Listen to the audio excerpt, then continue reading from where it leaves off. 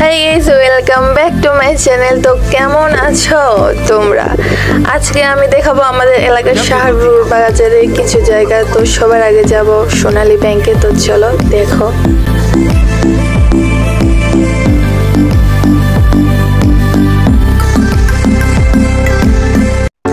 তো আমি এই জায়গায় ঘুরতেছিলাম আর ভাবতেছিলাম কবে যে আমি ইউটিউব থেকে টাকা পাবো। মানে এই জায়গায় আসছিলাম আসলে টাকা ওঠানোর জন্য। 1 লাখ টাকা উঠাইলাম, পরে যে শপিংয়ে যাব, পাকিস্তানি ড্রেস নিতে হবে, তাই না? সামনে ঈদ আসতেছে। তো তারপর এখান থেকে আমার বাসার জন্য রওনা দিলাম।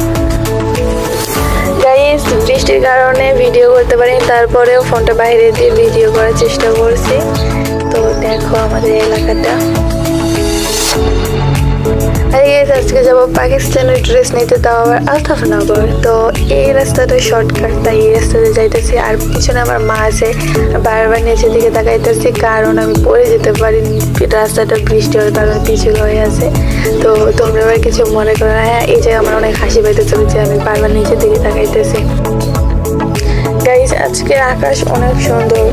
তো আমি বারবার আকাশের ভিডিও করতেছিলাম। মানে মেঘগুলো এমন সুন্দরভাবে ভাসতেছে, মনে হয় যে আমি হাত দিলে ছবি দিতে পারবো। তো দেখো, আমি বারবার কিন্তু আকাশের ভিডিও করছি। তোমরা আবার বোর হয় না, ভিডিও দেখবো, তারপরে কিন্তু যাবো, ঠিক আছে?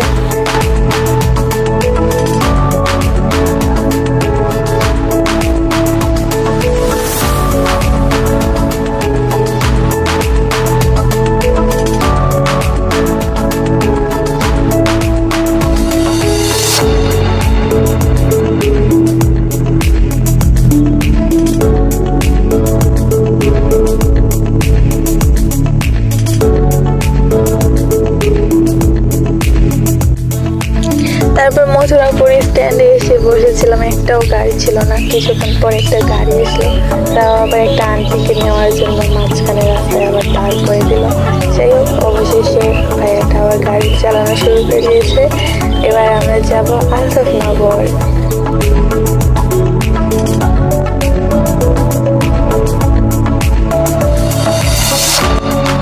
আলতাফনগর আসার পর ফার্স্টে আমি গিয়েছি সেই ভাইয়ের দোকানে কসমেটিক, যেখানে আমি বারবার যাই।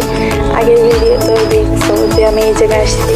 হ্যাঁ, আর আমার বলতেছিল ট্রেন আসবি, তো আমি ফোন নিয়ে ট্রেনের ভিডিও করছি। তোমরা সবাই বলবেন কয়টা বগি আছে এই ট্রেনের, ঠিক আছে?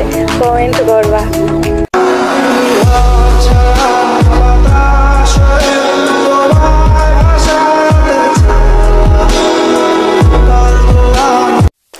তারপর চলে আসলাম পাকিস্তানি ড্রেস নিতে। এটা আমার ভালো লাগেনি, কারণ অনেকের এরকম আছে, তাই আমি অনেকটা নিয়েছি। এরপর আবার বাসায় আসার জন্য রওনা দিলাম। আর তোমরা অবশ্যই কমেন্ট করে জানাবা আজকের ভিডিওটা কীরকম লাগলো, বিশেষ করে মেঘগুলো।